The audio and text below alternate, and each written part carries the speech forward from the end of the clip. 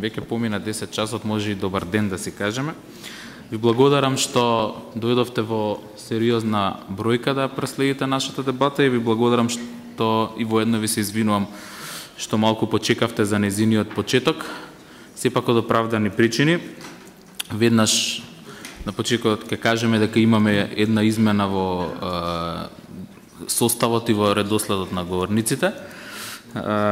Наместо представникот на Секретаријатот за европски прашања, кој што за жал заради нивна лоша комуникација внатре во институцијата не успеа да се подготви да дојде денеска, ни беше јавено пред самиот, односно на самиот почеток на дебатата, дека сепак нема да биде испратен представник на Секретаријатот. Жалиме за ова, иако на почетокот беше искажана добра волја од вице-премиерот Бесими, сепак таа не се реализираше. Ние на брзина подготвивме замена. Ќе ја чуеме како втор говорник на оваа дискусија Неда Коруновска-Аврамовска од Реактор, која што работеше или учествуваше во работата околу насоките или правилникот за програмирање на помош на граѓанското општество, така што ќе имаме можност да чуеме нејзиното искуство. Ова чисто за да објасниме зошто се случи ова задоцнување. Од името на Фондацијата Отворено општество Македонија и Македонскиот центар за европско образование, би сакал да отворам оваа дебата насловена како вин-вин политика и накратко да ви објаснам како дојдовме до неа. Може би ви звучи темата како различна од оние актуелните или по-комплицирана од она што нас не тишти секој ден, но сепак мислиме дека е многу важно токму сега и токму овој период кога се програмира или се подготвува рамката за следната 7-годишна ИПА или ИПА 2, да се дискутираат успесите, пропустите и можностите на ИПА, за да не се случи после 7 години повторно само да ги анализираме пропустите. Ние одлучивме да ја направиме анализата сега и да направиме конкретни предлози кои што можат да ја подобрат ИПА-та. Ние се занимаваме со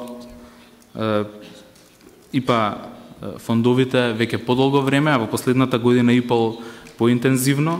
Од минатогодишниот извештај Има пари ама, квартален извештај за следење на процесот на пристапување, па неколку дебати уште од 2011 на тема ИПА.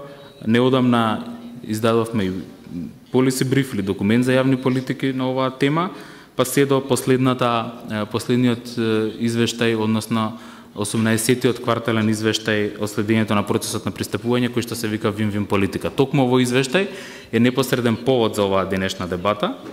Во него го проценуваме успехот на ИПА-та за граѓанските организации до сега, но уште повеќе го гледаме потенцијалот на следната ИПА рамка за граѓанските организации. Токму затоа ни беше важно што поголем број од представниците на невладиниот сектор да дојдат тука, да учествуваат во оваа дебата, да видат што има во извештајот и да видат што можеме да понудиме. Имаме конкретни решенија кои што подоцна ќе бидат и презентирани. Целта ни е да ја отвориме дебатата околу ова, да се групираме така што ќе можеме да овозможиме некои од нашите препораки да бидат остварени, а воедно и да отвориме поширока дебата за улогата на граѓанскиот сектор во европските интеграции и во искористувањето на ИПА-та. Имаме реномирани или релевантни говорници денеска. Најнапред ќе ви се обрати представникот на Европската комисија, господинот Никола Бертолини, раководител на одделот за регионална соработка и програми во Генералниот директорат за проширување. Имаме голема чест што е денеска со нас. Значи имаме човек кој што работи во оваа област, кој што го познава граѓанскиот сектор и кој што може да ни ја представи генерално политиката на Европската комисија во оваа област. Понатаму ќе чуеме, како што рековме, рефлексија или споделување на искуство од Неда Коруновска, која што работеше на насоките или правилникот за програмирање на помошта за граѓанско општество, и секако од Лидија Димова, извршен директор на Македонскиот центар за европско образование, која што ќе ја представи идејата околу вин-вин политиката, која што ја предлагаме, која што ќе представи на кој начин може подобро да се искористи потенцијалот за вработување и за искористување на ИПА фондовите од страна на граѓанскиот сектор. Потоа, откако ќе завршат говорниците, ќе имаме можност да дебатираме и нашата цел е токму тоа. Господинот Бертолини ќе биде тука час и половина, значи потоа ќе мора да замине заради други обврски, а ние ќе може да останеме и да продискутираме понатаму. Уште последна забелешка пред да почнат говорниците, пред вас сите имате пакет на материјали кои ги подготвивме денес за вас. Во тој пакет се наоѓа покрај програмата секако и извештај од Вин-Вин политика, кој што е непосреден повод за оваа дебата, значи можете да го погледнете и да го имате пред себе како основа за дискусија и инспирација за прашања и коментари, но исто така одлучивме овој пат да објавиме и еден policy brief или документ за јавни политики од еден пријател на нашата организација, на Македонскиот центар за европско образование, но и голем пријател на Македонија, господинот Ерван Фуере, поранешниот амбасадор на Европската унија во нашата држава. Пред околу една недела излезе неговиот бриф кој што се вика во оригинал Macedоnia Country in Crisis и на неколку места и се споменува работата на граѓанските организации и на нашата организација, но и на другите. И интересно е да се прочита неговото гледиште и неговите предлози како да се решат проблемите во Македонија. Да не продолжиме понатаму со овој вовед, одиме со излагањето на господинот Никола Бертолини, раководител на оддел за регионална соработка и програми во Генералниот директорат за проширување, односно представникот на Европската комисија. Повелете.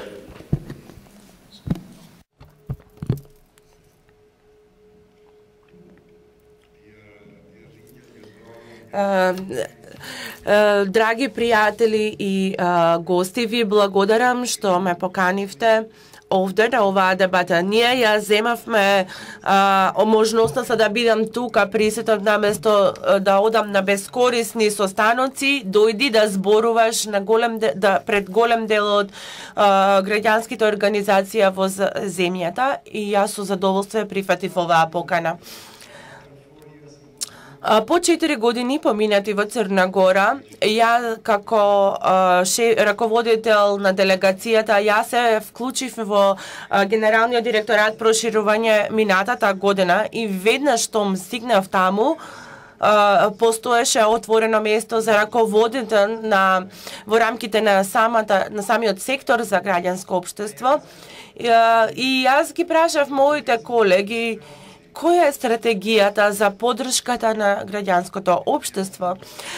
Одговорот беше ние немаме стратегија бидејќи тоа сега е вклучено во нашиот статут, во членот 49, каде што ние ги споделуваме сите принципи и основи за човековите права, слободата на здружување и така надаму, и дека ние како дел од тоа го поддржуваме граѓанското општество, бидејќи тоа е добро за демократијата. Јас сум доста прагматичен човек и почнав да зборувам, да прашувам зошто треба да му помогнеме на граѓанското општество. Јас знаев, меѓутоа ги провоцирав моите колеги и во момент тоа беше за да тие да бидат подобри и способни и да ја помогнат на владата во процесот на пристапување во Европската унија. Од таа реченица ме почнав да размислувам за потребата за посеопфатна рамка со цел да можеме да видиме во која насока ќе одиме и во која насока сакаме граѓанското општество да се развива.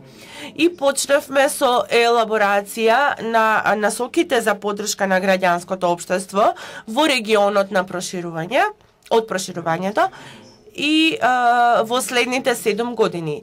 Главните принципи на нашите системи, и за тоа сум многу јасен, и се уште ние се бориме, имаме внатрешна битка во комисијата во Брисел. Главната цел е да се поврзе политичката поддршка со финансиската поддршка. Никогаш нема да бидеме успешни ако продолжиме да ви даваме грантови само на селективна основа, за да можеме да допреме само до 2% од активните граѓански организации во секоја земја, ако немаме некаква политичка цел. Која е нашата политичка цел? Имаме инструментот за поддршка на граѓанските организации и имаме работна група за соработка со граѓански организации. И не само во рамките на секторот каде што јас работам и директоратот каде што работам, туку и во другите генерални директорати редовно седнуваме да дискутираме за нашата стратегија за поддршка на граѓанското општество. И токму заради тоа, овие насоки всушност се референции кои што наскоро ќе бидат финализирани. Колешката од Македонија ќе каже што ние всушност направивме. Ние се обидуваме да бидеме фокусирани и да одиме од моментално 40 индикатори на број кој што ќе биде поодржлив, односно 15 до 20 показатели. И за прв пат ние во комисијата сме сериозни, бидејќи претходно немало никакви други примери, дека овие показатели ќе ги следиме секоја година. Ќе ја поставиме основата, ќе ги утврдиме целите, односно вие ќе си ги дефинирате вашите цели, бидејќи главниот принцип на нашата поддршка е дека ние го поддржуваме она што вие го правите, не обратно. Еден од проблемите на кој што често наидувам и за кој што јас имав среќа да работам на различни континенти со различни шефови на држави во Латинска Америка, Африка, Азија, во Средна и Источна Европа, секогаш всушност откривам дека постои една главна грешка која што сите ја правиме, а тоа е дека им даваме средства за она што сметаме дека е корисно во една држава.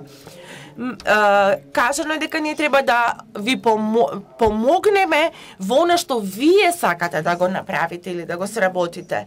И токму ова разлика во ставот на страната на донаторите не е присутна во сите земји. Постојат и добри примери, меѓутоа постојат и многу болни примери ширум светот.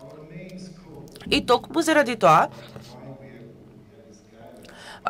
главната цел зошто ги изготвивме овие насоки и зошто ќе правиме мониторинг на исполнувањето на показателите е ние да бидеме помалку важни за вас, туку вие да се потпирате на други извори на приходи и средства кои што се поразлични од Европската Унија. За жал, јас дојдов овде во момент каде што горем дел од донаторите веќе исчезнуваат, бидејќи сите тие се потпираат на нас, на Европската Унија, а тоа не е добро. Тоа изгледа како ние да сме во соба и одеднаш гледаме дека се вртиме низ собата, има помалку и помалку луѓе. И кој на крајот треба да плати? Тоа е Европската Унија. Ние мора да направиме обратен процес, не да викнеме други донатори да дојдат, туку да работиме со неколку донатори на многу важни прашања, значи на граѓанството, односно како се поврзувате со граѓаните, да работиме со донација. Зборував со Министерството за финансии, зашто има какви ветувања ќе има од нивна страна, треба да работите на социјалната одговорност, општествената одговорност и сите овие прашања. Знам дека вие сте многу поголеми експерти во своите полиња, меѓутоа ние ќе се обидеме да ве поддржиме во сите овие полиња и ќе ве поддржиме за вие помалку да зависите од нас и од нашата поддршка, бидејќи она што секогаш сум го правел низ целиот мој работен живот, кога јас се справувам со проекти во последните речиси 30 години, ширум светот, и имав само неколку многу важни информации. Значи, првата информација е дека секогаш постојат повеќе пари се на располагање отколку добри проекти што се на располагање. Добри проекти, добро напишани проекти секогаш ќе добијат средства и ќе бидат финансирани. Додека пак лошо напишаните проекти нема. Меѓутоа и лошите проекти добиваат средства, бидејќи оној што ги дава средствата не ги дава на вистински начас. И овде упатувам на важноста на еден извор кој што треба да го имате во земјата, а тоа е државниот буџет. Ние ќе работиме и во оваа насока. Се обидуваме да зборуваме и со владата, да добиеме значајна оценка или проценка на она што тие прават или ќе направат во идена. Пред нас имаме огромна работа. И ако јас можам да донесам нешто во оваа дебата, тогаш јас ќе ја донесам нашата заложба и посветеност да ве поддржиме, што вие и ние заедно сметаме дека е најдобро за оваа земја. Исто така сака да дадеме едно упатување на случајот во Македонија. Не знам доволно информации за да можам да дадам совети, бидејќи овде сум само неколку дена, и одам во сите региони, во сите земји од проширувањето, меѓутоа можам да направам одредени паралели. Меѓутоа сметам дека овде постои една навистина чудна конфронтација. Можеби не треба да го употребам тој збор, туку треба да кажам дека граѓанското општество и владата избегнуваат да се поврзат едни со други. И токму тоа е почетната точка на која што треба да се работи за да се подобрат односите. Ако имате брак и односите во бракот не се добри, нешто треба да се стори. Меѓутоа, во овој случај вие не можете да одите на развод, бидејќи тоа ќе биде доста болно за сите засегнати страни. Па затоа сметам дека владата на крајот на денот, меѓутоа и вие сте чинети од луѓето, а луѓето имаат различни карактери. И треба да разбереме дека би сакал да има многу повеќе психолози во граѓанското општество за подобро да ги разберат своите ресурси и како да ги натераат луѓето да седнат на заедничка маса и да зборуваат за успехот и за оваа вин-вин политика која што ја презентираме.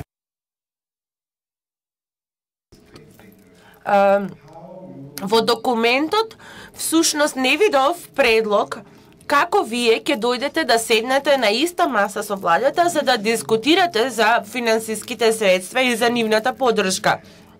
Бидејќи тоа е еден вид на од главните постигнувања, а тоа да ги привлечете и да ја натерате владата подобро да ве разбери дека работата со неколкумина може да и даде на владата уште поголема вредност. Она што го научи во Црна Гора е тоа дека 90% од државните службеници не можат да дадат дополнителна вредност. И токму од страна на развојот на една земја, тие се бескорисни.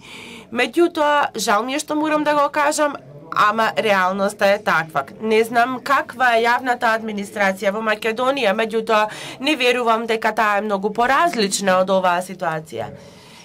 Сега, оние експерти и лица кои што се посветени воглавно седат меѓу вас, значи седат во граѓанскиот сектор, па токму затоа, ако некој кој седи во владата разбере дека му недостасуваат капацитети и заложби и посветеност и разбира дека од друга страна постојат овие капацитети кои што можат да бидат искористена, тогаш некој треба да ги спои овие капацитети и да ги натера сите засегнати страни да разберат дека искористувањето на овие капацитети од граѓанското општество во испорака на услуги, во советување и така натаму е од големо значење за развојот на земјата.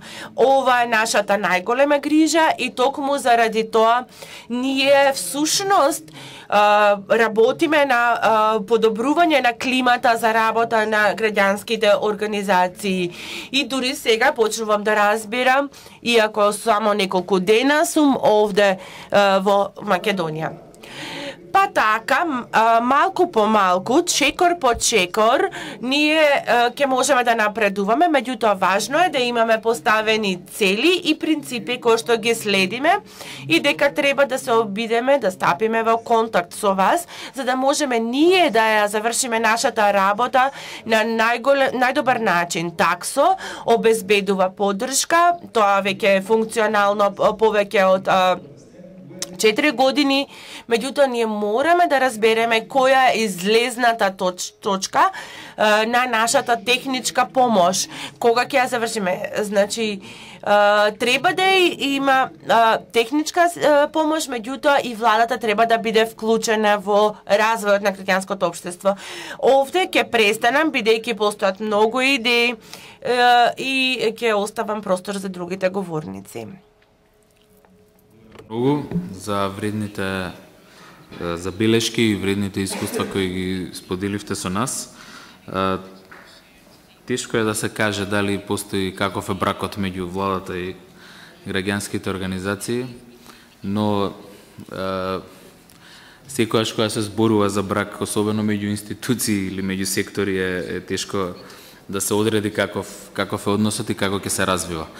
Ние имавме минатата година извештај што се викаше брак од интерес, зборуваше за некои други односи, но сепак е драгоцено да се слушне како се може да се подобрат односите меѓу граѓанскиот сектор и државата, и поточно владата. Сега ќе чуеме презентација или подобро речено споделување на искуство од Неда Коруновска, извешен директор на Реактор. Неда, ти беше непосредно вклучена во групата која што работеше на насоките за програмата за помош на граѓанското општество. Дали сметаш дека постои можност, волја и шанса граѓанското општество да добие улогата која по некоја логика му припаѓа во тој процес на искористување на ИПА фондовите и воопшто во градењето на јавните политики? Ти благодарам, Бојан, му благодарам на организаторот за можноста што ми ја даде. Јас прво да се извинам, бидејќи оригинално ни беше предвидено да зборувам, па затоа и презентацијата која што ќе ја користам е она која што беше на самите консултации со граѓанското општество во процесот кој што се одвиваше во Македонија, за да се даде придонес од страна на граѓанското општество кон Европската комисија. Па така јас само на кратко ќе дадам одговор на тоа што Бојан ме запраша, колку граѓанското општество во моментот е свесно, има познавање и сака да се вклучи, да помогне практично на Европската комисија во стварување на низините цели околу развој и улога која што граѓанското општество треба да ја има. Ќе дадам на кратко кој беше процесот, колку беше отворен, како комисијата тоа го организираше за да прибере што повеќе информација од страна на граѓанските организации. Ќе дадам кои беа клучните дилеми или заклучоци од тие процеси, чисто за да придонесам кон оваа дебата која што ја водиме тука. Значи, како јас се најдов во групата на представници од граѓанското општество кои што беа вклучени во овој процес, значи Европската комисија имаше објавено повик преку програмата People to People за учество на невладени организации на консултативната средба во Брисел. Јас бев една од петте избрани представници на граѓанското општество и ние пред да одиме за Брисел направивме на национална консултација во просториите на делегација за да го прибереме мислењето по документите кои што ги добивме, тогаш за прв пат драфтот насоки, за да можеме релевантно да ја представиме државата таму, да ни даваме наше самовидување, туку и да ги представиме мислењата на целото граѓанско општество. Морам да напоменам дека еве ги тие датуми кои што ние ги искористивме. Сите 5 представници навистина беа отворени кон тоа да приберат што повеќе мислење од граѓанското општество. Ние проактивно, значи ја направивме тие 2 консултации пред заминувањето во Брисел. Тоа беше на 19 април и 22 април. Едната беше со пошироки консултации, втората беше со помош на таксо и нивната консултативна група. И понатаму бивме во Брисел, каде што учествувавме во работните групи и го дадовме нашиот придонес.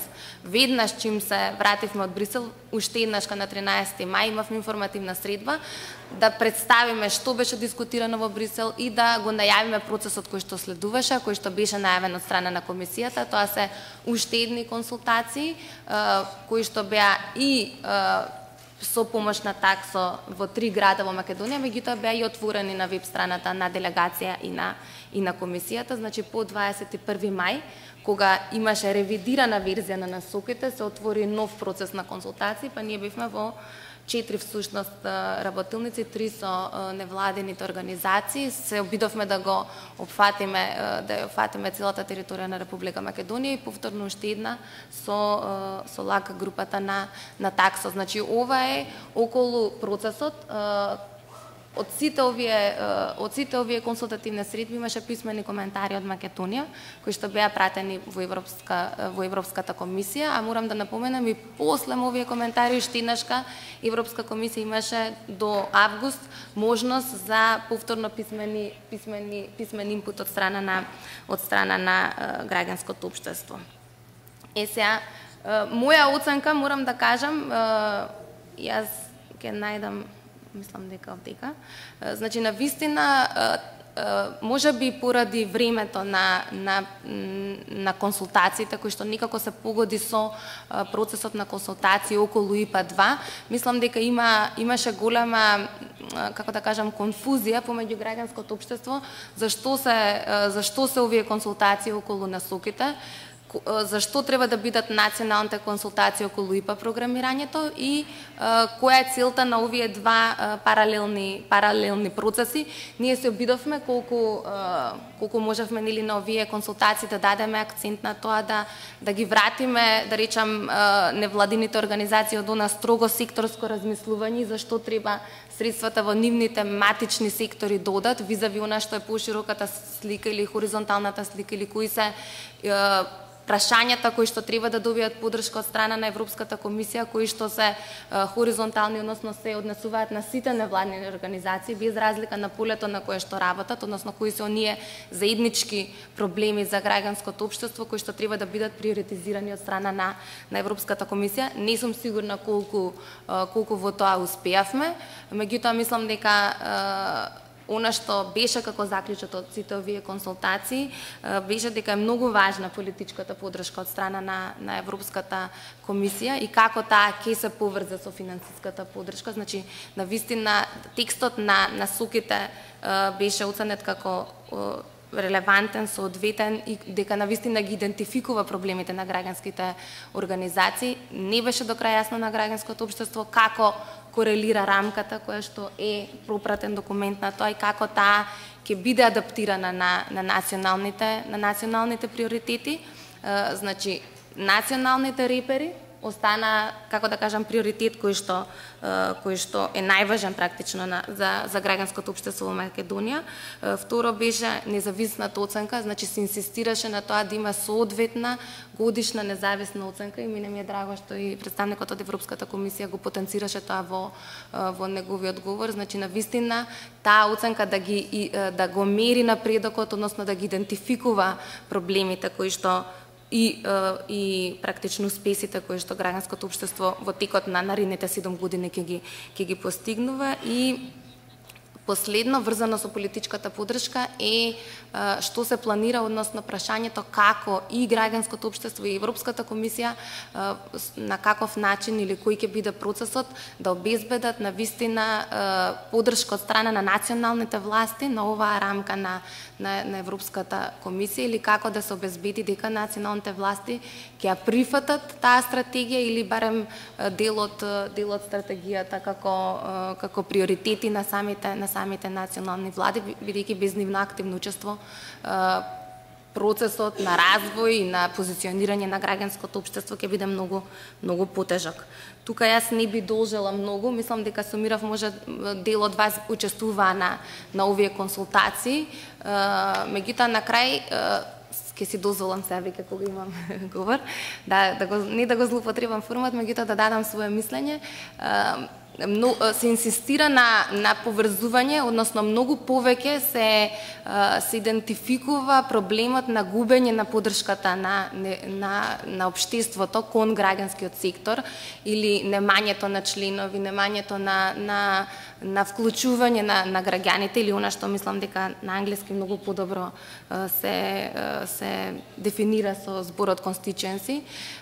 И добро е што Европската комисија тоа го става во фокус. Граѓанскиот сектор и граѓанското општество тоа го идентификува како свој проблем, меѓутоа мислам дека се губи или не се става доволно акцент генерално трендот па и во светот глобално, и мислам дека граѓанското општество во тој дел е лакмус тест за она што ќе се случува тек и колку државите ќе почнат да го губат тој контакт и дух со граѓаните, и мислам дека навистина она што ќе биде добро или што ќе биде успешно кај граѓанското општество во мобилизирање на граѓаните подоцна треба да представува начин на работа на властите, и од тука мислам дека е нужно партнерството помеѓу граѓанското општество и нормално локалните и националните власти. Ви благодарам. Благодарам, Неда. Мислам дека пораката која што доминира во претходните две излагања е дека неопходна е политичка поддршка која што ќе оди во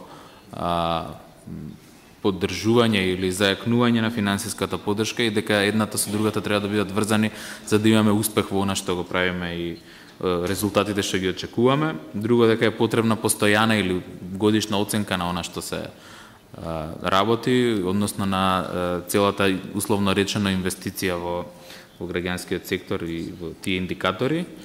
И дека неопходна е национална поддршка од националните власти за граѓанскиот сектор, за да може да зајакне и да ја добие својата улога. Во извештајот Win-Win политика има конкретен план за тоа, за еден од можните начини како може да се зајакне граѓанскиот сектор и довербата помеѓу владата и граѓанскиот сектор, а сето тоа со помош и финансиска и политичка поддршка од Европската Унија. Лидија, дали е овој план изводлив и дали е потребна политичка поддршка покрај оваа финансиска поддршка и од владата и од Европската комисија за да успее планот кој што го предлагаме? Благодарам многу, Бојан. Краткиот одговор на ова прашање, твоето прашање е да, изводливо е, зависи колку сме амбициозни. Зависи колку е владата амбициозна и се разбира, зависи колку е Европската комисија навистина, значи не зборува само lip service, нешто го викаат, туку навистина сака да биде иновативна. Ако овие два предуслови се тука на место, мислам дека ова е изводливо. Меѓутоа, јас би сакала само да ја покажам шемата што ние ја осмисливме како дел од оваа наша активност.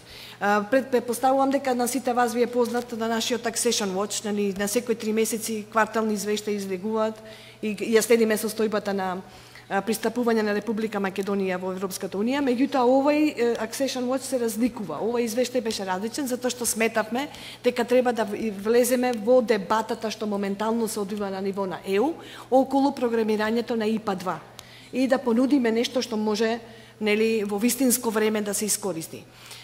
Кога размислувавме како тоа да го направиме, се раководевме прво од проблемите во кои што се суштински за граѓанското општество во Македонија И тие се неколку вида, некои групи на проблеми. Прво беше затоа што околу законската рамка, рековме дека законската рамка каква таква ја има, меѓутоа таа не се применува. Значи старата болка на Македонија, независно за кој сектор да зборуваш, закони имаме, немаме владење на право, не се применуваат.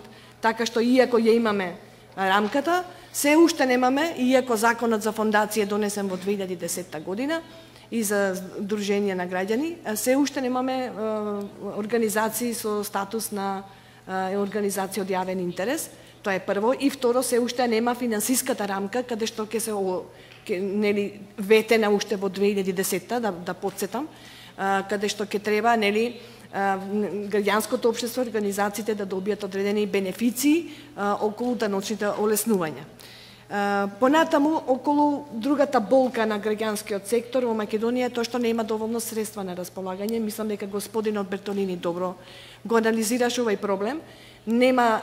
Главно има два извори на финансирање, тоа се националните кои што се оскудни и имаме меѓународни, билатерални или мултилатерални во случајот на Европска унија, и кои што исто така со текот на времето стануваат се помали и помали. Значи проблем е немаме ние одржлива средина каде што можат граѓанското општество да планира за да може понатаму да визуализира својот развој ако сакате. И последниот проблем веројатно е најголем се политичките влијанија. Значи во Македонија за жал вие сте или со власта или со опозицијата. Значи нема друга концепција, вие не можете да бидете неутрални, така ве перцепира општеството, не дека тоа не можете, току се доведовме во овие 20 години на несамостојна Македонија да дојдеме во ситуација кога граѓанството веќе се гледа црно-бело, бојата ја изгубивме некаде. И ова е реалност и кое што мора да се адресира понатаму во она што го работите. Понатаму водевме сметка каде е европската рамка за она што треба да се случува во следните 2014-2020 и водевме сметка на резолуцијата на Европскиот парламент, на две резолуции практично од Европскиот парламент, кои што го викат следното. Првото, во резолуцијата за Македонија се вика вака, ќе ви цитирам, вика граѓанските организации целосно да се вклучат во одлуките на програмирање на следната ИПА и намалку 15% од ИПА средствата да бидат распределени за нив. Значи, ова го бара Европскиот парламент. Како ќе одговори на тоа Европската комисија, ќе видиме, мислам затоа го имаме господинот Бертолини. И втората резолуцијата, ова од нацрт резолуција, а од конечната резолуција, цитирам, го вика следново, дека Европскиот парламент практично верува дека парламентарната студија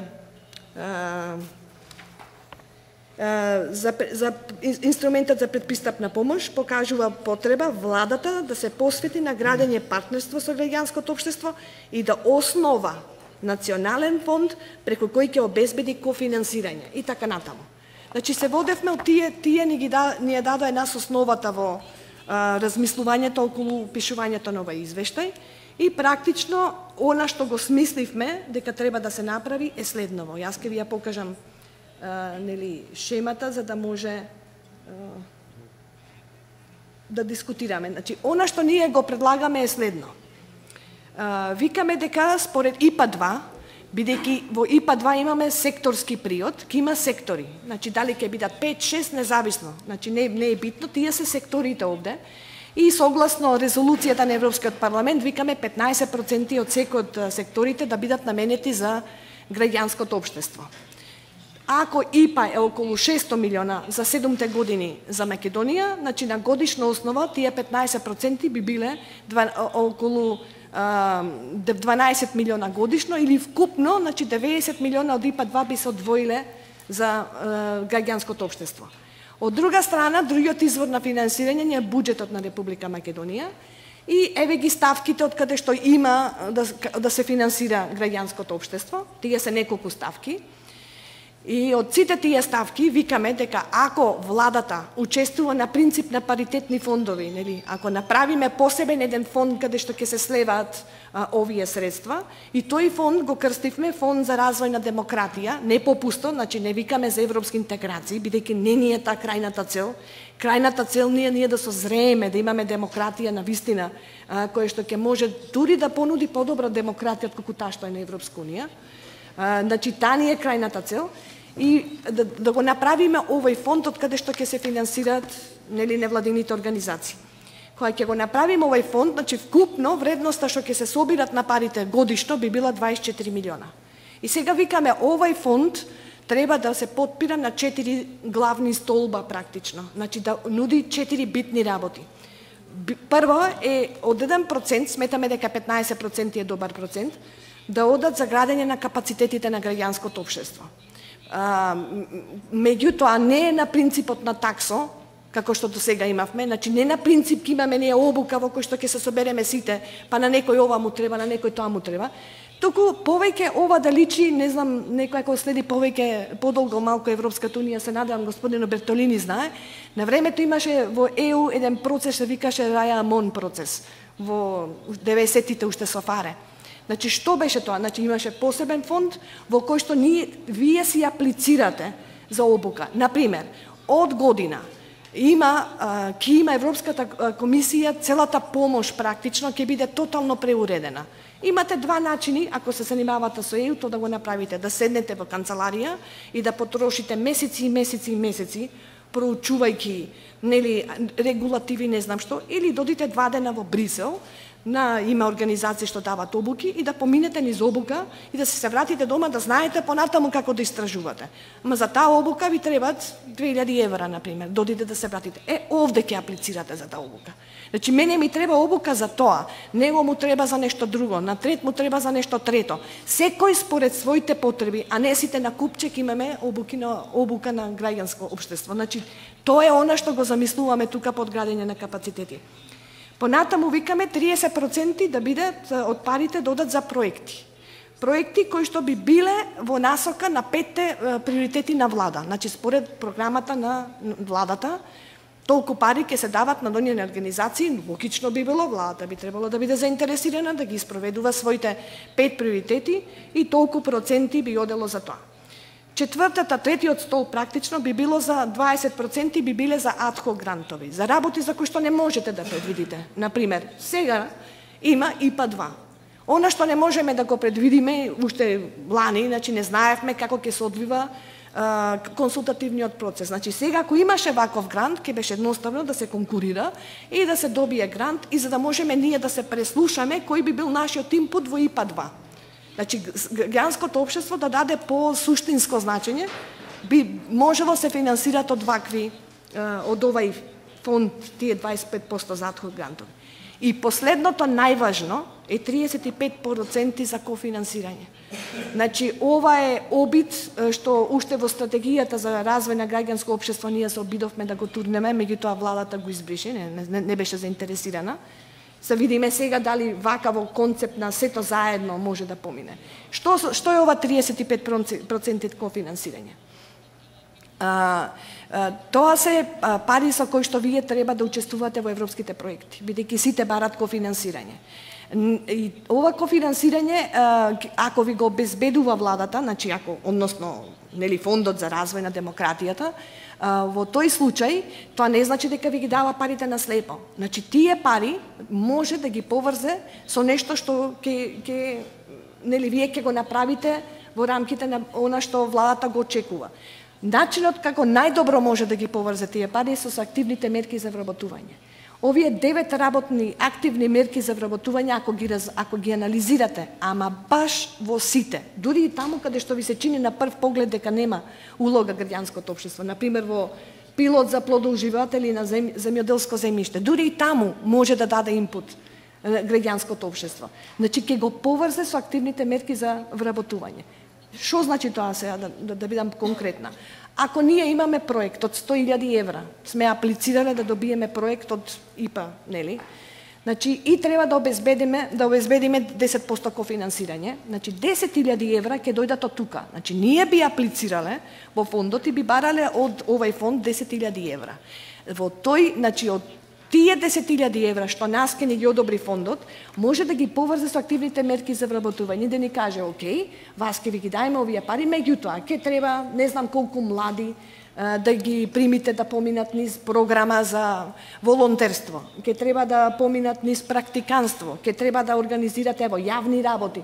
Значи, може да очекува од вас вие да направите работа и на некој начин да ги реализирате активните мерки за вработување, што значи дека дополнителни средства се ослободуваат и за активните мерки за вработување. Друго, со овие 35% кофинансирање што се случува, вие ќе можете да донесете нови пари кои што не се гледат тука во Македонија. Пример, има така наречени програми на Унијата и некои од нив дури имаат и така наречена институционална поддршка. Например, програмата Култура. Например, програмата Европа за граѓаните има институционална поддршка на think tank организации. Пример ви кажувам. Меѓутоа, проблемот со овие институционална поддршка кога се кажува, тоа значи дека ви дават пари за канцеларии, за плати, за простор, за тоа станува збор. Меѓутоа, ве условува со тоа што кофинансирањето не е 10%, доко е 30% или 40%. И вие практично, ако власта го обезбеди ова кофинансирање, вие влечете дополнителни средства од Европска унија кои што се надвор од ИПА и сите тие ги носите од државата. Пример за ова имате во Хрватска. Хрватска тоа го направи. Сите овие податоци ги имате во извештајот, јас ве поканувам да го прочитате. Значи, во Хрватска што направија со ИПА 1? Значи, паметна влада, она што викам инвентивна. Значи, инвентивна влада што направи? Трета компонента ја искористи за зајакнување на потенцијалните корисници на грантови од трета и четврта компонента и од програмите на заедницата. И зошто? Тогаш го направи Фондот за наука и за иновации, кој што ние дури сега го осмислуваме во Македонија, го направија, еден куп пари отидоа таму и преку грант шеми се зајакнуваше локална самоуправа, жупаните, значи регионите, меѓутоа исто така и универзитетите, научните институции, значи невладините организации имаја грант шеми, че сите тие беа корисници и нивните грантови не беа 45 просечен 45.000 евра како што беа кај нас, туку тие се од 100.000, 150.000 просечен грант, па 300.000. Така што ако следите понатаму што се случува со овие организации кои што се појавуваат како корисници, например со универзитетите, ево јас ги следев баш универзитетите, они се појавуваат како корисници на грант од трета компонента во првата година. По третата година тие се веќе носители на седмата рамковна програма, дополнителни пари што влечат од Европска унија, ама како носители, не како партнерски организации. Тоа значи дека вие буквално сте го искористиле ИПА парите за да ги не изградите капацитетите на овие организации, за тие дополнително да можат да донесат, да влечат средства.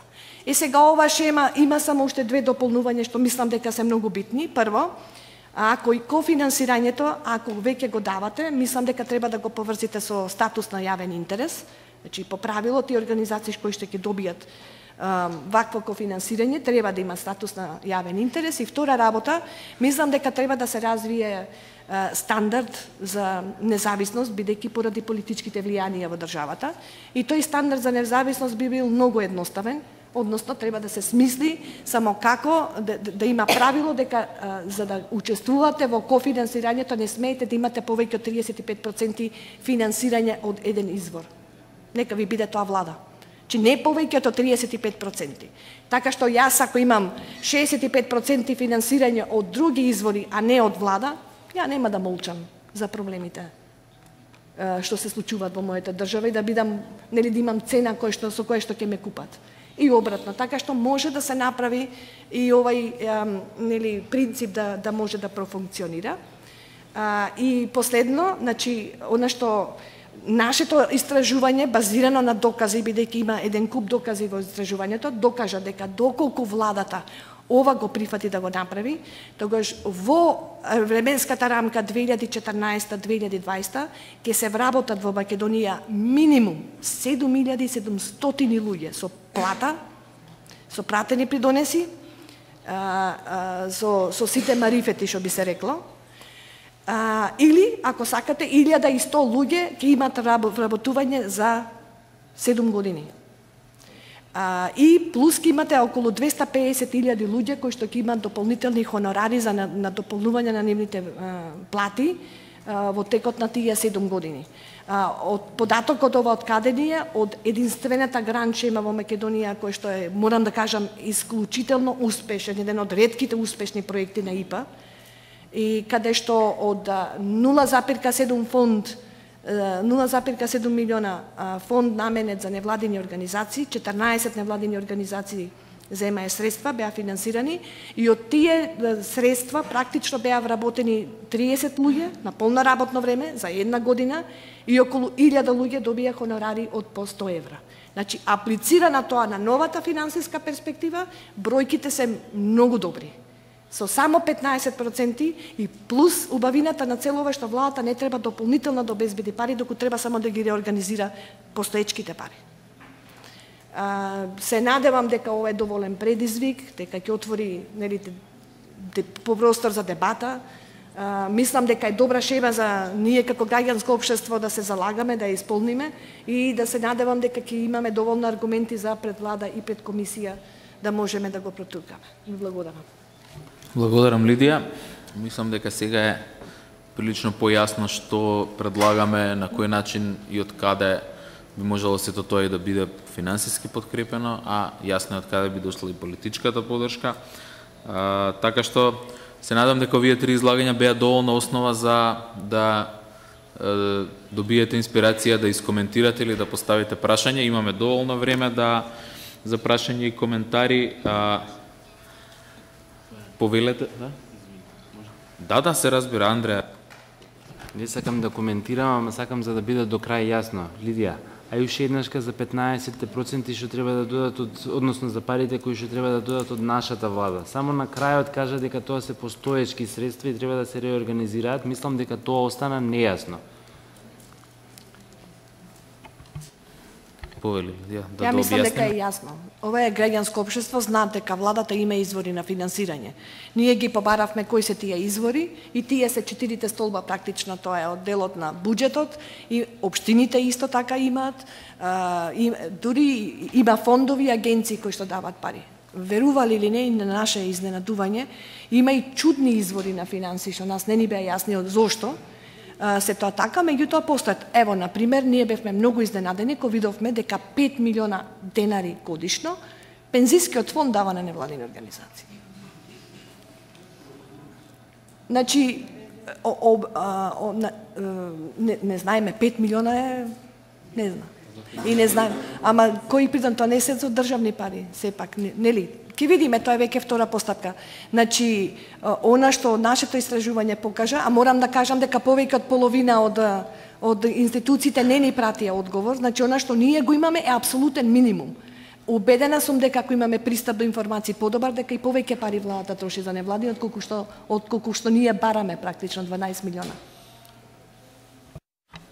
Значи, според истражувањето, најмалку 7,4 милиони се 6 милиони се инвестирани на годишно ниво од страна на државниот буџет, односно од владата, по различни основи. Значи, тоа е податокот што го имаме, меѓутоа тоа е, што рече Лидија, минимум, бидејќи многу од институциите и општините не доставија одговори за тоа колку и како ги поддржуваат граѓанските организации. Следен за коментар или прашање, Џелјо Хојлич.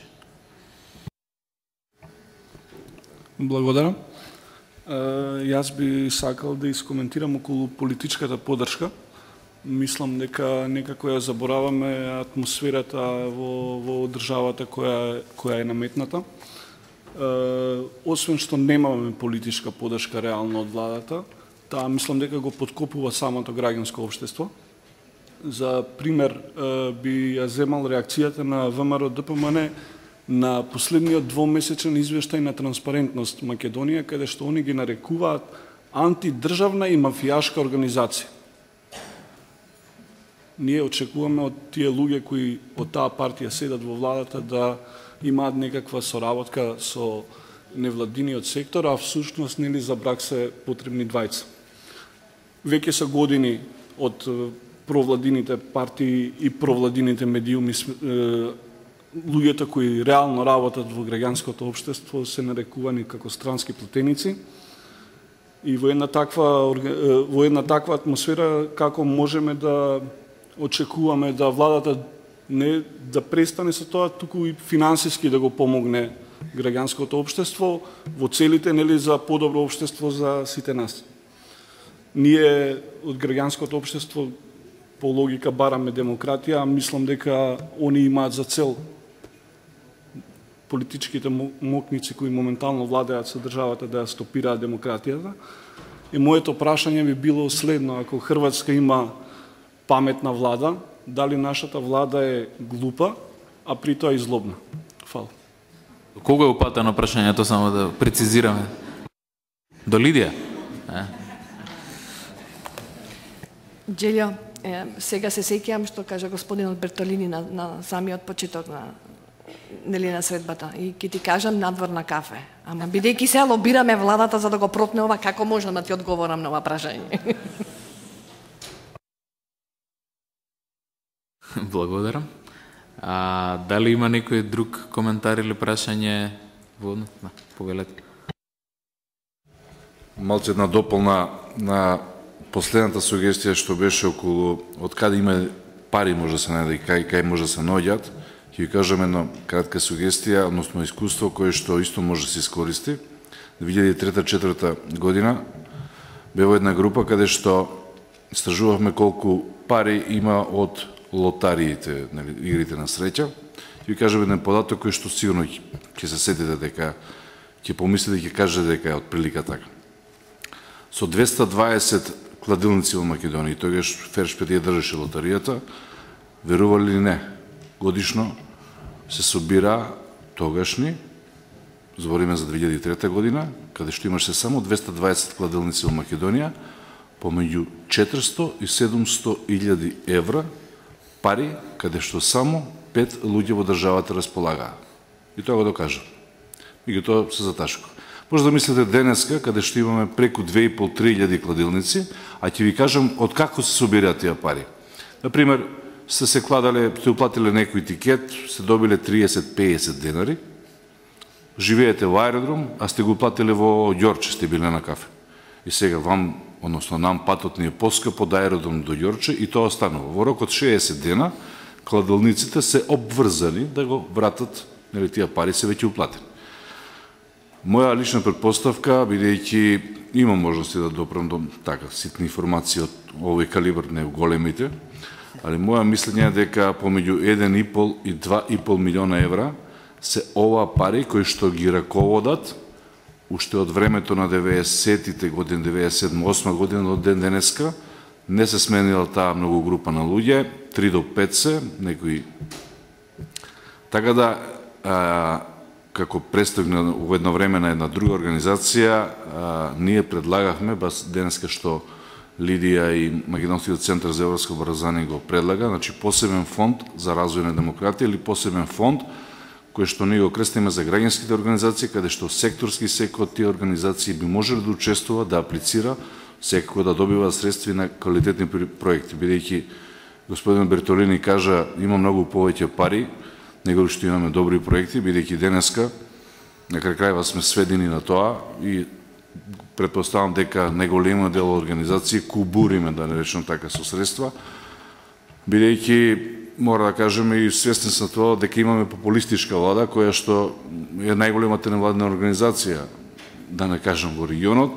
Нажалост така, јас како представник на да речем сега Банка за храна на Македонија, дали се освестија многу организации па институции почна да, како пример што го кажа Джелјо, да прават кампањи. Сега владата собира намештај, теписи, скинати, не знам што, зашто тоа не го даде на организација, не мора на нас, на организација од јавен интерес, кој што тоа ќе го прави. А баш преку овие фондови начини на делување можат организациите многу да помогнат во тој дел. Меѓутоа и таа опрема и тоа што се дели, имаме искуство веќе, бевме на неколку места што го доделиле, тоа е страшно.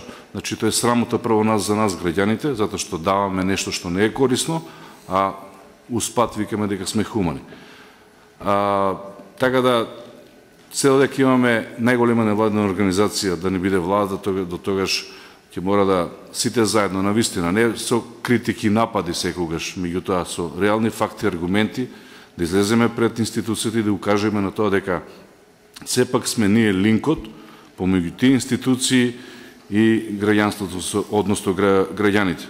Се додека ние како граѓански организации не сватиме дека сме ние влада во сенка, бидејќи нашите структури би требало и статутот тоа да го прави, односно ни го организира, да речем, во таа форма, бидејќи ние како организации предпоставно сме се формирале да направиме нешто подобро што било вчера, да биде лошо што било вчера, да биде подобро утре. Благодарам многу.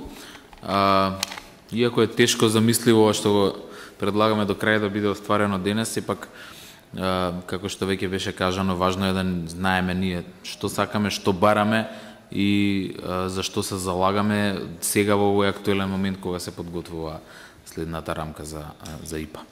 Дали имаме други прашања и коментари? Повелете. Добар ден, Ферди Смели, Асоциација за демократски развој на ромите Сонце од Тетово. Јас имам конкретно прашање до господинот Никола Бертолини.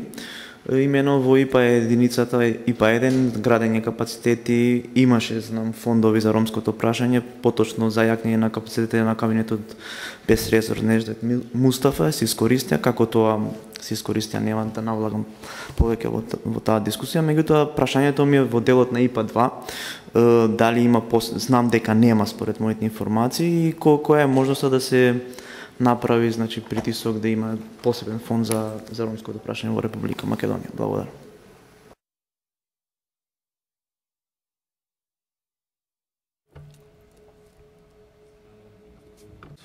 Ирина би сакала да се... Откако ќе одговори, сакате да каже? Во ред, еве, овластена. Се извинувам што ќе го превземам, да речем, ова прашање, бидејќи секако Никола, мојот колега, може да дополни во духот на програмирањето, меѓутоа нели тој доаѓа од D3 каде што се работат регионалните програми и Civil Society Facility, додека програмирањето на ИПА го работиме нели во делегациите и заедно во соработка со географската единица во Брисел во B2. Секако колегите од D3 се не следат и ни помагаат да што повеќе овие индикатори што ги спомнуваше и гайдлайнсот биде адаптиран во духот на ИПА двојката, меѓутоа само да ве потсетам дека во делегација организиравме една поголема консултација за ИПА-2 програмирањето и секторски консултации, како што се сега од прилика замислени 8 сектори, во кои беа поканети и невладините организации да дојдат и да лобираат, условно речено, и да ни помогнат да направиме така наречена country strategy paper, значи подобра во однос на нивните интереси и сугестии како треба да биде вметнато интересите вметнати на граѓанското општество. Документот е се уште во драфт верзија, очигледно по вашите реакции сега сватив дека не сте учествувале. Може да ме контактирате и да ги слушнеме вашите сугестии, јас ќе ги пренесам на моите колеги, меѓутоа сакам да знаете дека делегацијата се потруди да секторски имаме пристап кон граѓанските организации и ова се она што го збориме и во регионалните програми, помогнеме на граѓанското општество да се организира по тематска структура и заедно да бидат помокни и да ги обединат своите интереси не само во хоризонталните мерки, што значи она овозможувачка околина за граѓанското општество, туку и по вертикалните како што делуваат во самите полиња. Идејата генерално е сега ова драфт верзија, ние се трудиме во секое секторско фише, да речам, да има отворена врата за граѓанските организации да делуваат во тој сектор така како што биде адекватно во процесот на програмирање. Знаете дека ИПА двојката е процес од 2014 до 2020. Некои од колегите веќе почнуваат да разговарат за 2014 програмирање. Дојдете на состава кога сакате да ќе разговараме со мојот колега Елвис, нели поинтензивно работи на ова прашање и можеме да разговараме како. Меѓутоа идејата е, значи по сектори како се отвара програмирањето, граѓанските организации да им биде возможно паралелно, највеќе со грант схеми, да го поддржат секторскиот пристап и нормално приоритетите што се утврдени. Ви благодарам. Благодарам, Ирина. Господин Бертолини, дали би сакале вие нешто да дополните или мислите дека е доволно? Добро, благодарам. Следна за прашање или коментар, Светла Киреска. Јас би сакала малку повеќе да прокоментираме во делот на правната регулатива, пред се во делот на институциите од јавен интерес и институции со јавно овластување и покрај постојање на законската можност. Јас сум член во таа комисија. До сега се уште не имаме дадено на ниедна невладина организација статус од јавен интерес. Прво е многу мал интересот, а друго и тие неколку што до сега пројавиле интерес не ги исполнувале ни основните критериуми за да добијат. Многу често на тие состаноци, како представник на невладиниот сектор, се прашувам кој е интересот на тие организации да се пријават за добивање статус од јавен интерес, затоа што мислам дека сем имиджот на организацијата, други повластици за овие организации во моментот нема. Сем што има многу големи обврски, многу големи финансиски трошоци предизвикува законот, најмалку 2000 евра годишно е трошок на било која организација што би го добила статусот на јавен интерес, пред се тргнувајќи од тоа што мора да има надворешна ревизија, ако до сега не правеле таков трошок и сите оние други трошоци, не знам, телефон, интернет, имали или немале до сега, меѓутоа оно што минимум мора да го обезбеди за да го зачува статусот, значи е над 2000 евра. Оно што повеќе би сакала да го дискутирам е што се прави во оној дел на што би можело да се прави во оној дел на заедничка соработка и обука на дел на државните службеници и представници од невладините организации. Ако констатираме и господинот констатира дека администрацијата е проблем секаде во регионот, тогаш треба да направиме некои можеби стратешки определби какви типови на заеднички обуки или не знам вмрежување, поддршка на некои вмрежувања, поддршка на некои соработки со владините институции, со локалната самоуправа би можеле да се поддржуваат со цел да таа соработка се воспостави и продлабочи. Јас од искуство ќе ви кажам и онаму кај што постои соработка меѓу Министерството и локалната самоуправа со невладините организации, станува проблем правната регулатива и како таа соработка да ја изрегулирате со закон. Значи, во стратегиите, ќе ви кажам конкретен пример, во стратегиите за поддршка на мали и средни предпријатија, во сите стратешки документи во државата, во сите национални акцијски планови во државата, фондациите за поддршка на мали и средни предпријатија се дел од мрежата на институции кои што ја имплементираат програмата заедно со АППРМ. Меѓутоа, никаде не постои основ, ако веќе добиеме статус институција од јавен интерес, со Министерството таа соработка да ја официализираме со некој документ и да не треба секоја година 5 месеци да губиме на тендерска постапка кој што тендер е распишан за 10 фондации кои што ја имплементираат програмата, меѓутоа според нашиот закон мора да одиме по закон за јавни набавки. Дали институција од јавен интерес ќе има некој друг статус во соработката со представниците, со Министерството и со локалната самоуправа, значи треба да се реши со закон за јавни набавки. Значи, законот барањето е дали нешто може да се направи во тој дел, правната регулатива да се подобри во интерес на функционирање, пошто не зборувам за да бидеме привилегирани, па може би и тоа може, зашто кога веќе некој добил статус од јавен интерес, некоја привилегија. Меѓутоа, тоа да го препознаваат одделенијата правните служби и да го препознаваат одделенијата за јавни набавки во министерствата и во општините. Јас ви тврдам дека најголем проблем се оние одделенија во општините и во министерствата кои што најмалку имаат контакт со обуките за европски интеграции, за Project Cycle Management или другите обуки.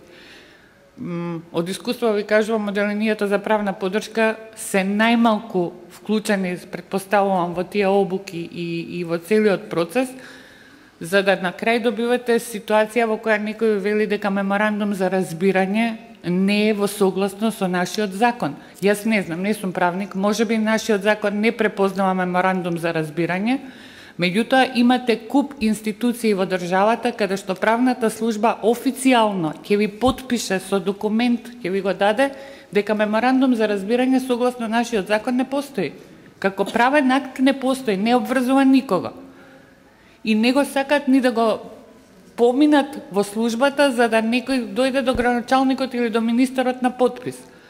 Значи, имаме еден куп документи кои што со Европска Унија функционираат нормално, каде што како фондација тоа во секој момент со Европска Унија можам да земам и да потпишам меморандум, меѓутоа со нашите институции не можам. Или пренесување на јавно овластување. Јас ви тврдам дека 50% од општините во Македонија ќе ви кажат не, ние ако ни треба ќе си направиме јавно предпријатие. Не работиме со невладини организации, ние ќе си направиме јавно предпријатие. Затоа што останал системот, пред се за правните, зборувам за одделенијата што покриваат правни прашања, останало, претпоставувам дека и во законот така дефинирано, начинот на соработка со невладиниот сектор е многу малку покриен и треба многу голема инвентивност и умешност за да тоа го спакувате. И на крај страв дека ќе направат паралница на пари. Благодарам. Благодарам. Тоа е повеќе страв или непознавање отколку што законот вели така, нели во Македонија според уставот се што не е забрането е дозволено, така што не мора да биде пропишано со закон за да може да се направи. Меѓутоа тоа е кога круто се толкува то правото, инаку не е ни чудо што немаме организација од јавен интерес, кога повеќе се произведуваат обврски и товар отколку некакви права и привилегии за тие што се потенцијални организации од јавен интерес. Имаме двајца пријавено, Драган Сакуловски најпрво од ЗНМ, потоа господин Тристо Иванов. Повелете.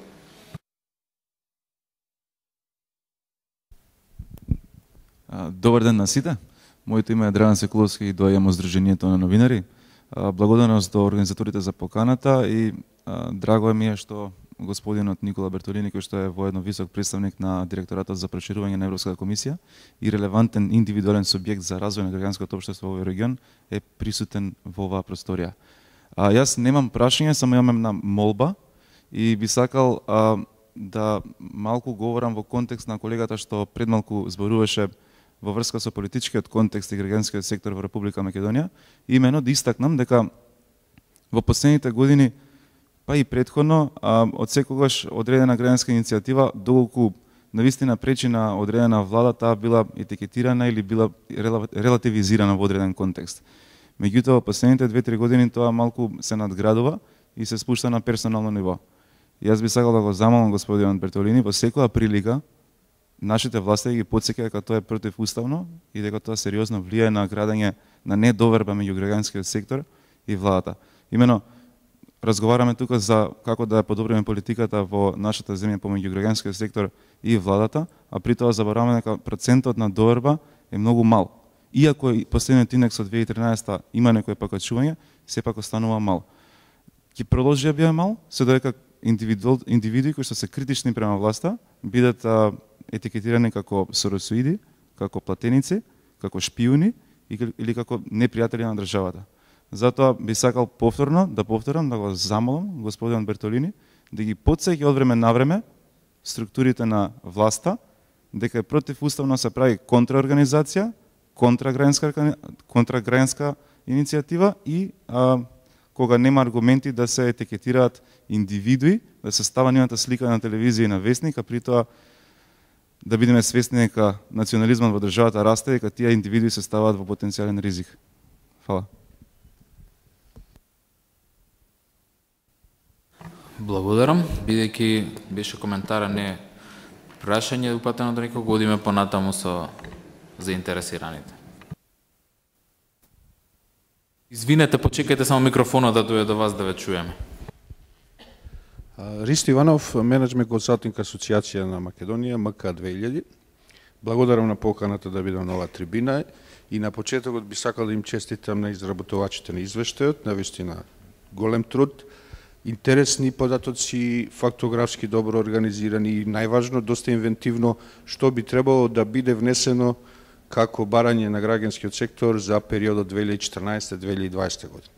Јас немав време многу да го гледам извештајот, меѓутоа доста добро се организирани фактите за кои што мислам дека можеби би требало да биде верификација, бидејќи овде немаме представници од влада и од општини, да се верификуваат посебно оние факти дека во суштина секоја година 2010-2013 од буџетот се издвојува во износ во пари поголема сума, но учеството во буџетот е помало.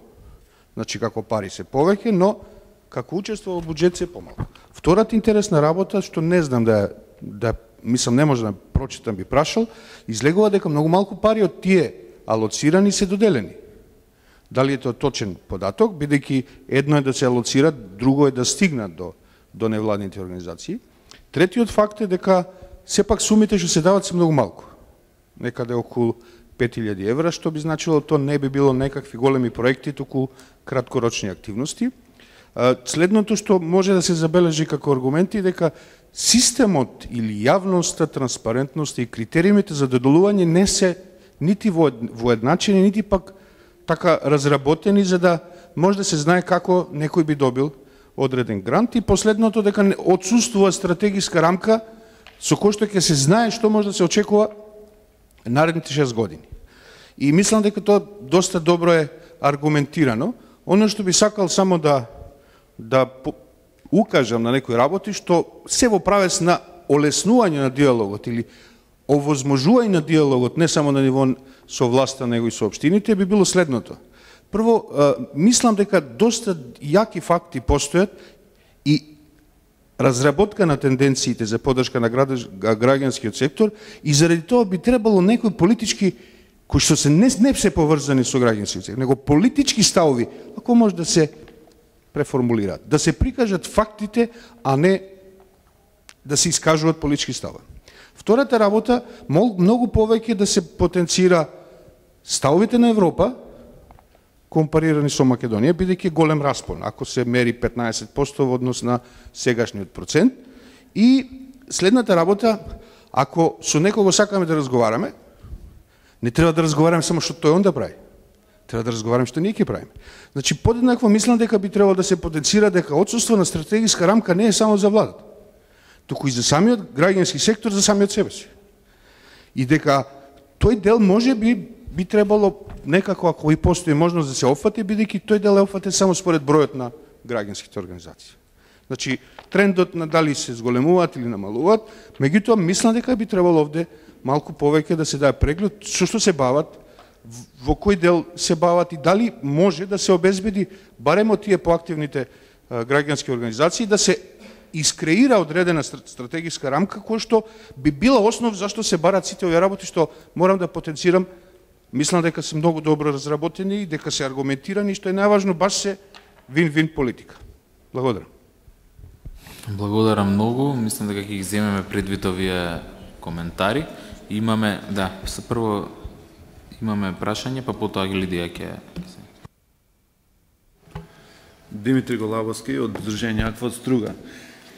Ми привлече внимание на страна 30, една реченица, ќе ја прочитам, кратка е. Од максимум 719 организации, оние кои имаат годишен буџет од барем 82.000 евра, реално влијание може да се очекува од само 230 организации. Значи, покрај овие 230, од кои што по предпоставка имаат некакво реално влијание, имаме тука уште 500 организации по отприлика 82.000 евра годишен буџет, а тоа е некаде 44 милиони евра. И добре, подолу уште една реченица, исклучително е важно овие организации да стекнуваат финансиски средства на начин кој е неспорен, зашто во спротивно целиот граѓански сектор ја губи смислата на своето постоење и добро е овде што сте додали смислата на своето постоење.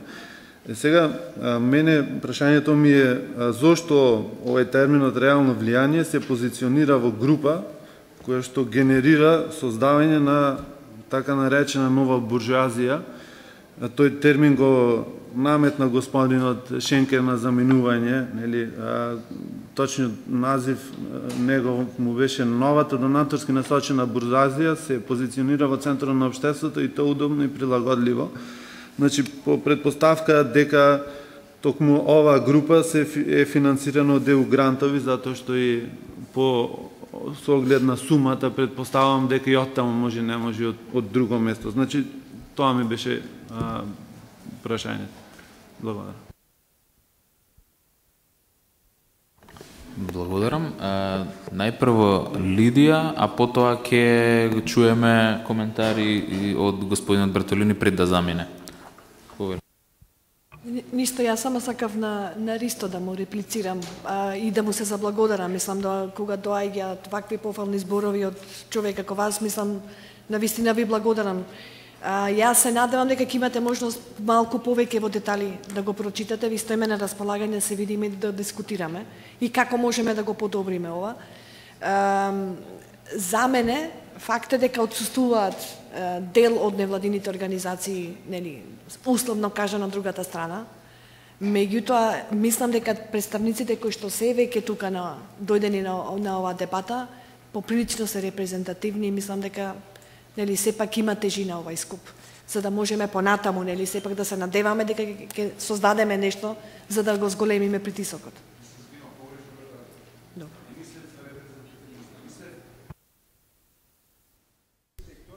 Каже покрај парите што добро, се извинувам.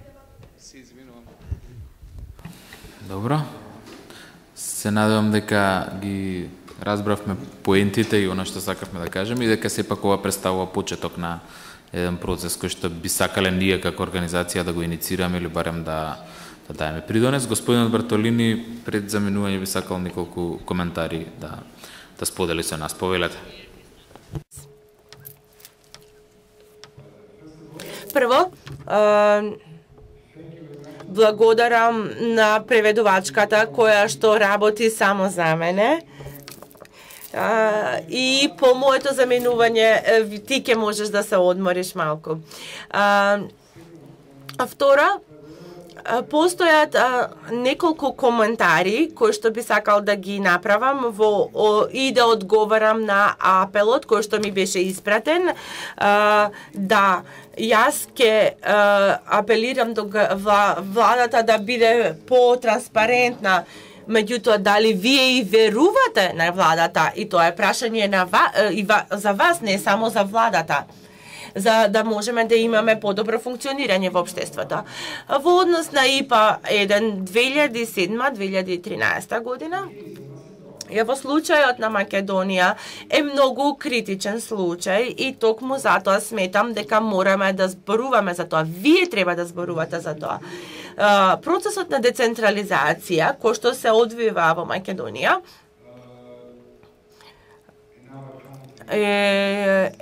во уште една земја каде што се случува е Турција. Меѓутоа, овој процес на децентрализација не беше многу успешен, бидејќи кога ќе ги погледнам бројките за тоа колку средства се сконтрактирани, колку се исплатени од ИПА во Монтенегро, ние бевме тие кои што всушност бевме договорното тело и ние всушност контрактиравме 98,5% од средствата под ИПА, а дистрибуиравме повеќе од 50. И кога дојдов во Монтенегро, во Црна Гора, се извинувам, Црна Гора беше земја кандидатка за членство, а сега таа веќе е вклучена во преговори. Нешто се случува помеѓу имплементацијата на ИПА и процесот на пристапување во Европската Унија. Втората поента која што сакам да ја нагласам е фактот дека новина во рамките на ИПА 2 е тоа дека вие може да ги користите средствата дури и ако не сте децентрализирана земја, што значи дека нема да имаме блок или блокирање на процесот на децентрализација. И она што ние го нарекуваме како цели на политиката, нема да може да бидат, ќе може да бидат одредени договори, ќе може да бидат склучени од страна на самата комисија или делегацијата во однос на подобро управување со средствата. Затоа мислам дека ова ќе помогне на Македонија, која што заостанува со спроведувањето, бидејќи доколку ова правило не беше променето, вие 2000 и ИПА 2 ќе ја видевте дури во 2017 година поради блокирањето на сите средства. Луѓето во делегацијата се исти, луѓето во владата се исти, тие треба прва да искористат ИПА 1, а потоа да продолжат со ИПА 2. Меѓутоа, за среќа, новите правила во ИПА 2 ќе ви дозволат побрзо да почнете со искористување на средствата што се ставени на располагање за вашата земја. Јас сум доста скептичен кога зборувам за декларација на одредени луѓе на членовите на значи, граѓанското општество нема ништо поврзано со политичките партии. Дури ни Европската комисија нема никаква поврзано со политичките партии. И тоа е многу добро, бидејќи кога некој политичар ќе направи некаква најава, јас веднаш можам да го предизвикам, бидејќи тие не знаат каква е моменталната состојбата со моменталното спроведување на ИПА. Само замислете. Од 2007 до 2013 глобално 1,47% од ИПА средства се посветени на граѓанското. 1,47%. Дури не стигнување ни до 10% за кои што вие и јас се залагувам. Ако имам повеќе средства, ќе имам повеќе работа и ќе бидам, се разбира, посреќен. Меѓутоа, тоа е сон за нас. Меѓутоа, не во апсолутни однос. Кога земјата ќе стане држава членка, веднаш структурните фондовни ќе значат 10 пати повеќе средства од она што се канализира кон Македонија или се насочува кон Македонија во рамките на ИПА. И дури тогаш ќе разберете што ви кажувам, ако не најдеме добра комбинација на соработка меѓу владата и граѓанското општество за да управуваат со структурните фондови за корист на граѓанското општество, вие нема да имате никакви срети. Бугарија всушност го направи тоа. Во случајот на Бугарија во Хрватска тие имаат многу убава структура, меѓутоа мора да ги покажат резултатите. Тие се уште немаат можност да управуваат со структурните фондови. Меѓутоа, Хрватска може да биде добар пример за вашата земја. Постои институција која што се вика Национална фондација, а во одборот има 5 членови од граѓанското општество и 4 од владата и кои управуваат. Меѓутоа, оваа национална фондација ќе управува со структурните фондови наменети за граѓанското општество.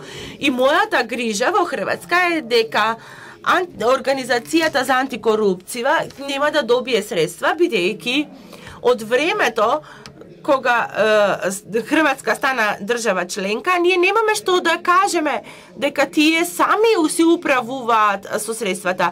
И токму затоа вие во Македонија треба да предвидувате што ќе се случи и мора да соработувате со владата.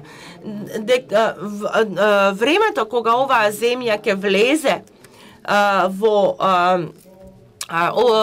Европска унија, граѓанското општество ќе биде, за граѓанското општество ќе биде доцна, дека до тогаш нема да има зголемување на средствата за Западен Балкан и за Турција, меѓутоа и дека вие нема да скокнете од 1,42% на 15% искористеност од средствата. Ова е сон, ова е наша желба, меѓутоа нема да биде така лесно исполнива. Јас внатрешно се борам овие 1,47 да ги направам 2% од средствата и не сум сигурен дека ќе успеам. Ако не 2%, туку 15%, моите колеги и моите шефови ќе кажат, да, не веруваме дека ова ќе се бидејќи најголем дел од ИПА средствата треба да одат за развој на структурите, на институции, на јавната администрација, на инфраструктурата која што чини многу пари, а не задолжително она што го прави граѓанското општество.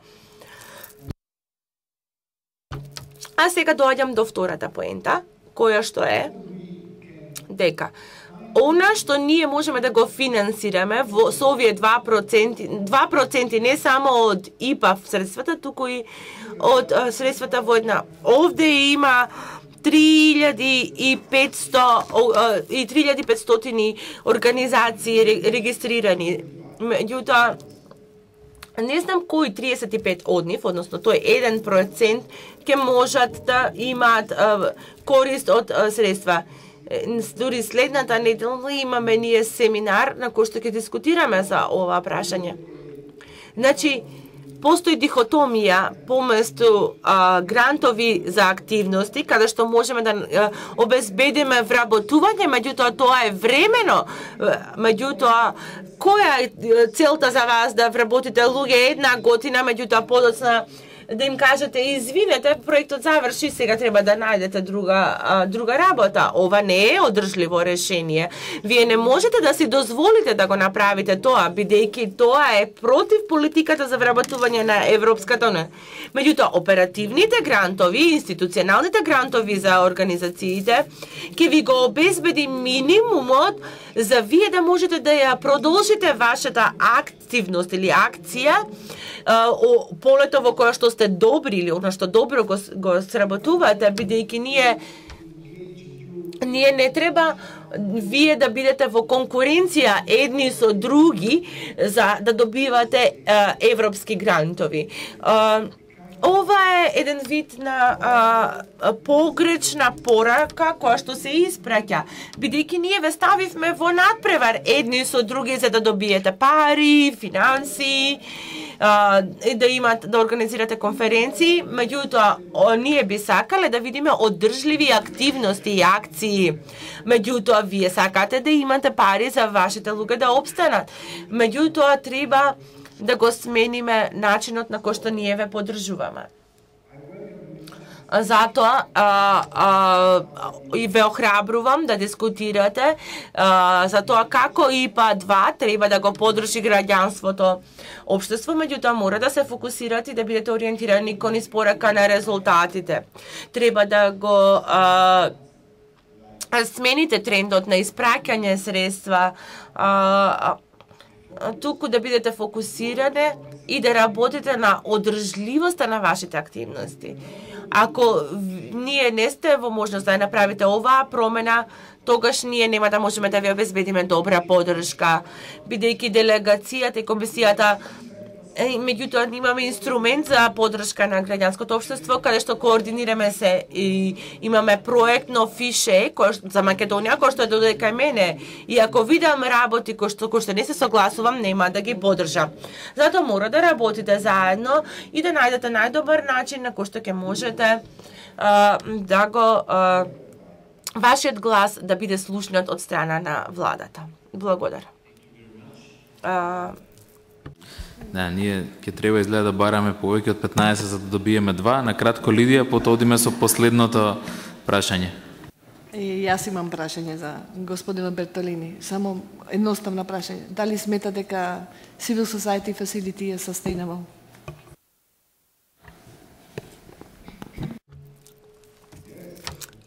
Да. Да, инструментот за поддршка на граѓанското општество е производ на директоратот за проширување и затоа е одржливо бидејќи генералниот директорат за проширување ќе продолжи натаму. Можеби ќе биде префрлено во друг директорат ако нашиот директорат се укине, меѓутоа ние ќе бидеме одржливи, ќе се преместиме во друг директорат. И се уште јас го предпочитам политиката на Европскиот парламент. При донесот на оваа дискусија, мислам дека имавте вие можност да слушнете инпут од нашата фела или од граѓанскиот сектор. Одиме со последното прашање пред да ја затвориме оваа дебата. Повелете. Hvala. Gordana Rodić, NVO Umbrella. Ja ću na srpskom da ide brže nego makedonski. Dva pitanja sam imala. Jedno je vezan za ovaj fond za demokratiju i kako će se osigurati neutralnost korištenja tog fonda i da ne bude nepotizma i favoritizma pritom. A drugo pitanje je kako će opstati romske nevladine organizacije u okviru ovog fonda ako recimo ne mogu da ispune ove uslove za organizaciju za javni značaj. Hvala. Благодарам. Предпоставувам да Лидија упатено прашањето. Повели. Значи вака, затоа ние спомнавме дека неопходно е задолжително да има развојна стандард за независност. Ако имате вие 35% максимум средства од еден извор, тоа ви гарантира вас независност. Значи нема зошто да сте послушни. На кој било, дали на комисија или на влада, се додека не земате повеќе од 35% средства од таму. Тоа е прво. Второ, затоа видовте 4 столба се тука како што ги ставивме. Имате во овај чекај се. Нели овде кај што е во фондот, нели кај што пишува прво одградени капацитети ќе можат сите да користат. Второ за проекти. Овие се проекти врзани со приоритетите на влада. Значи ромското прашање е дел од приоритетите на влада. Од тие 5 приоритети, така.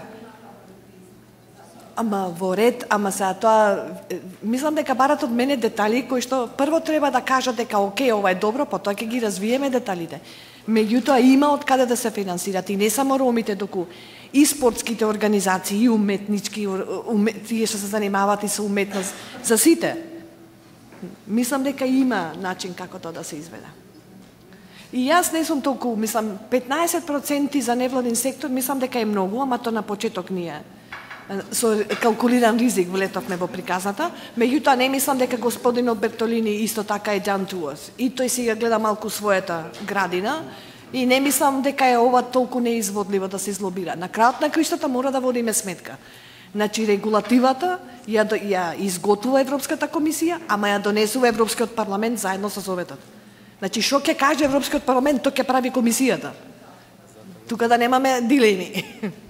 Ако со други зборови, ако Европскиот парламент ти каже на комисијата, сепак ние сакаме вака, ќе смисли, ќе бидат малку поинвентивни, како да ги трошат парите, ама ќе слушат комисија, парламентот. Тоа е. Добро, благодарам. Може би вака предлозиве ни звучат како за во идеален свет, ама ние се надеваме дека барем дел од ова ќе биде слушнато и ќе има некаков одек во програмирањето. Ви благодарам на сите што учествувавте во оваа дискусија. Ќе организираме и други вакви дискусии на други теми. Повелете, тука во истата сала имаме освежување, закуска за после дебатата.